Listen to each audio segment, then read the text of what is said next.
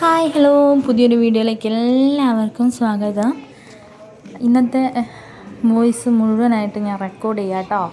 എന്താണെന്ന് വെച്ചാൽ അന്നത്തെ പോലെ കോപ്പിറൈറ്റ് വരണ്ടാന്ന് വെച്ചിട്ട് എല്ലാം റെക്കോർഡിങ്ങാണ്.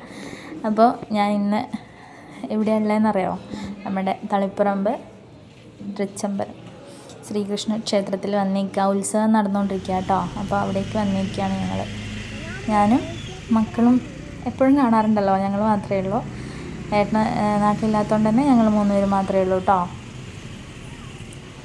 അപ്പോൾ വൈകുന്നേരമായിരുന്നു നമ്മൾ പോയത്. വൈകുന്നേരം ഒരു 6 മണിയൊക്കെ ആയപ്പോൾ നമ്മൾ ഇറങ്ങി ഇവിടുന്ന്. 6-6:30 ആയപ്പോൾ ഞങ്ങളവിടെ എത്തി, അമ്പലത്തിലെത്തി. അന്ന് ഞങ്ങൾ പോയ ദിവസം അന്ന് നൈറ്റ് ഉത്സവം കാര്യങ്ങളൊന്നും ഇല്ലാത്തതുകൊണ്ട് തന്നെ അധികം വലിയ തിരക്കൊന്നും ഉണ്ടായില്ല കേട്ടോ. ഞങ്ങൾ പോയ ടൈമിൽ ഞങ്ങൾ തളിപ്പറമ്പ് ഇവിടെ SBIയുടെ ഫ്രണ്ടിൽ അവിടെ വണ്ടി വെച്ചിട്ട് അമ്പലത്തിലോട്ട് നടക്കുക ചെയ്തത് കേട്ടോ.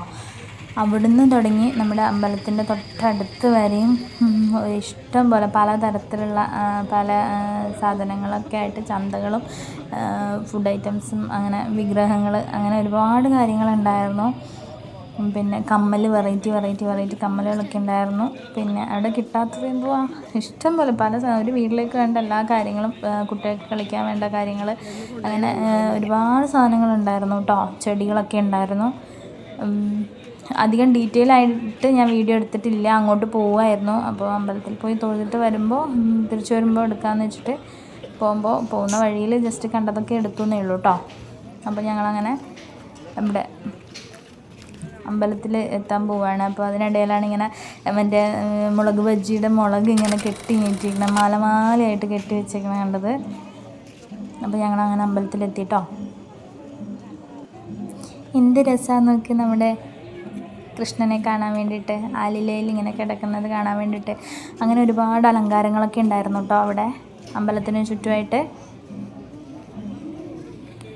ആദ്യം തന്നെ ഞങ്ങൾ അവിടെ ശിവൻ്റെ അമ്പലത്തിൽ അവിടെ കയറി പ്രാർത്ഥിച്ച് തൊഴുത് ഇറങ്ങിയതിന് ശേഷമാണ് അമ്പലത്തിൽ അങ്ങോട്ട് പോയത്. പിന്നെ ദുർഗാദേവിയെ പ്രാർത്ഥിച്ച് അവിടെ തൊഴുത് പ്രാർത്ഥിച്ചതിന് ശേഷം നടയിൽ പോയി നിന്ന് അപ്പം തന്നെ പൂജയൊക്കെ കഴിഞ്ഞിട്ട് നട തുറന്നതുകൊണ്ട് തന്നെ നന്നായിട്ട് പ്രാർത്ഥിക്കാനൊക്കെ കഴിഞ്ഞു കേട്ടോ. കറക്റ്റ് ഞങ്ങൾ എത്തിയ ടൈമിന് തന്നെ പൂജ കഴിഞ്ഞിട്ട് നട തുറന്നായിരുന്നു. അപ്പോൾ അധികം തിരക്കില്ലാത്തതുകൊണ്ട് തന്നെ നന്നായിട്ട് പ്രാർത്ഥിക്കാനൊക്കെ കഴിഞ്ഞു. നമ്മളവിടെ എത്തി കുറച്ച് കഴിയുമ്പോഴത്തേക്ക് അത്യാവശ്യം തിരക്കുണ്ടായിരുന്നു. ശരിക്കും പറഞ്ഞാൽ ഉത്സവം നടക്കുന്ന ടൈമിൽ ഇതൊന്നും അല്ല കേട്ടോ തിരക്ക്.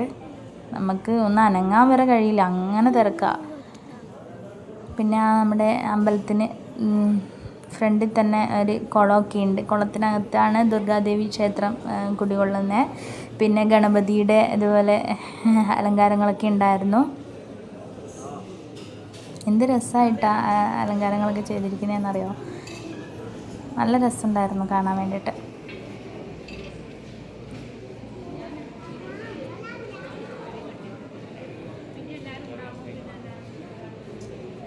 നന്നായിട്ട് പ്രാർത്ഥിച്ചതിന് ശേഷം ഞങ്ങൾ അവിടെ നിന്ന് ഇറങ്ങിയിട്ടോ. ഇതെന്താണെന്ന് വെച്ചാൽ പൊൻചെമ്പകത്തറ ദേവകി വസുദേവ സാന്നിധ്യം. കംസവധത്തിനു ശേഷം കാരാഗൃഹത്തിൽ നിന്നും സ്വതന്ത്രരാക്കപ്പെട്ട ദേവകി വസുദേവന്മാർ രാമകൃഷ്ണന്മാരുടെ ബാലലീലകൾ തങ്ങൾക്ക് കാണാൻ സാധിച്ചില്ലല്ലോ എന്ന് പരിഭവം പറഞ്ഞു അത്രേ. ഇതിനു പരിഹാരമായി തൃച്ചംബരം ക്ഷേത്രത്തിൽ ഉത്സവ ദിനങ്ങളിൽ തങ്ങളുടെ ബാലലീലകളായിരിക്കുമെന്നും അവിടെ വന്നാൽ നിങ്ങളുടെ ആഗ്രഹം സാധിക്കുമെന്നും ഭഗവാൻ പറഞ്ഞു. അങ്ങനെ ഈ പൊൻചെമ്പകത്തറയിൽ ദേവകി വസുദേവന്മാർ സാന്നിധ്യം ചെയ്യുന്നു. ആറാട്ടിനു ശേഷം ഈ തറയിൽ ഭഗവാൻ ശ്രീകൃഷ്ണനും എഴുന്നള്ളുന്നു.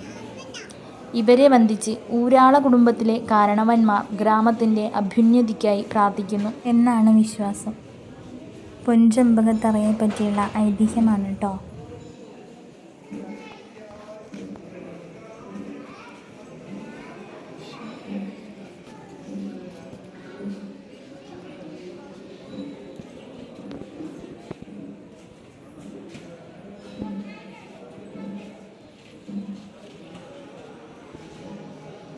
അപ്പോൾ ഞങ്ങൾ അവിടുന്ന് നേരെ പോയത് അയ്യപ്പ ക്ഷേത്രത്തിലേക്കാണ് കേട്ടോ. അതിൻ്റെ ബാക്കിലോട്ട് പോയാൽ ഒരു വലിയ കുളമുണ്ട്. രാത്രി ആയതുകൊണ്ട് തന്നെ ഞങ്ങൾ അങ്ങോട്ട് പോകാൻ നിന്നില്ല.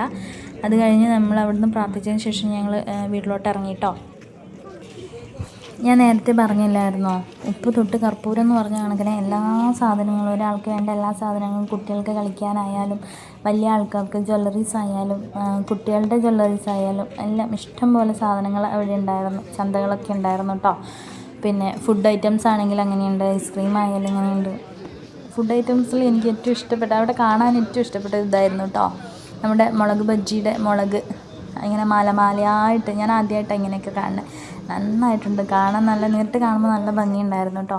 പിന്നെ പറയണ്ടല്ലോ, ഏത് ഉത്സവപ്പറമ്പിലും ഉള്ളതുപോലെ തന്നെ, എല്ലാ ഉത്സവപ്പറമ്പിലും ഉള്ളതുപോലെ തന്നെ നമ്മുടെ പൊരി ഇഷ്ടം പോലെ ഉണ്ടായിരുന്നു അവിടെ. പൊരി മാത്രമല്ല, അതിൻ്റെ ബാക്കി എല്ലാ ഐറ്റംസും ഉണ്ടായിരുന്നു. പിന്നെ നമ്മുടെ വിഗ്രഹങ്ങളുണ്ടായിരുന്നു. ഭഗവാൻ ശ്രീകൃഷ്ണൻ ഇങ്ങനെ നിറഞ്ഞു നിൽക്കുന്നുണ്ടായിരുന്നു കേട്ടോ. കമ്മലൊക്കെ കാണാൻ എന്ത് ഭംഗിയാണെന്നറിയോ. പക്ഷെ ഞാൻ സത്യം പറഞ്ഞാൽ ഞാൻ ഒന്നും വാങ്ങിയില്ല. ജസ്റ്റ് ഇങ്ങനെ കണ്ടു എന്നല്ലാണ്ട് ഞാൻ ഒന്നും വാങ്ങിക്കാനൊന്നും നിന്നില്ല. അപ്പോൾ ഞാൻ നേരത്തെ പറഞ്ഞതുപോലെ തന്നെ ഒരു കുടക്കീഴിൽ എല്ലാം എന്ന് പറഞ്ഞതുപോലെ ഉപ്പ് തൊട്ട് കർപ്പൂരം വരെ ഒരു വീട്ടിലേക്ക് വേണ്ട സാധനങ്ങളെല്ലാം അവിടെ ഉണ്ടായിരുന്നു കേട്ടോ. എല്ലാ സാധനങ്ങളും കിട്ടണ ഒരു ചന്തയുണ്ടായിരുന്നു. നമ്മൾ SBIയുടെ അവിടെ, ബാങ്കിൻ്റെ അവിടെ വണ്ടി വെച്ചതിൻ്റെ തൊട്ടിപ്പുറത്തായിട്ട്. പിന്നെ അത് മാത്രമല്ല, നമ്മുടെ പഴയകാല ഓർമ്മകളായിട്ട് കുറേ മിഠായികളൊക്കെ ഉണ്ടായിരുന്നു അവിടെ. പല വെറൈറ്റി എന്ന് പറയാൻ കഴിയില്ല, നമ്മുടെ പണ്ടത്തെ കുറേ നൊസ്റ്റു ഉണ്ടായിരുന്നു. അതിൽ നിന്ന് കുറച്ച് വാങ്ങിച്ചായിരുന്നു കേട്ടോ. വേറെ ഒന്നും ഞാൻ വാങ്ങിച്ചില്ല. വേറെ ഒന്നും വാങ്ങിച്ചില്ല. മിഠായി കുറച്ച് വേണമെന്ന് പറഞ്ഞിട്ട് കുട്ടികൾക്ക് അവർക്ക് ഇഷ്ടപ്പെട്ട മിഠായിയൊക്കെ വാങ്ങിച്ചിട്ടുണ്ടായിരുന്നു. അപ്പോൾ ബാക്കി അതൊക്കെ ഒന്ന് ജസ്റ്റ് കയറി കണ്ടു എന്നല്ലാതെ വേറെ ഒന്നും വാങ്ങിക്കാനൊന്നുമില്ല ഞങ്ങൾ. അപ്പോൾ ഇത്രയേ ഉള്ളൂ നമ്മുടെ വീഡിയോ. കണ്ടിഷ്ടപ്പെട്ട ലൈക്ക് ചെയ്യാനും സബ്സ്ക്രൈബ് ചെയ്യാനും കമൻറ്റ് ചെയ്യാനും മറക്കരുത്. ടാറ്റാ.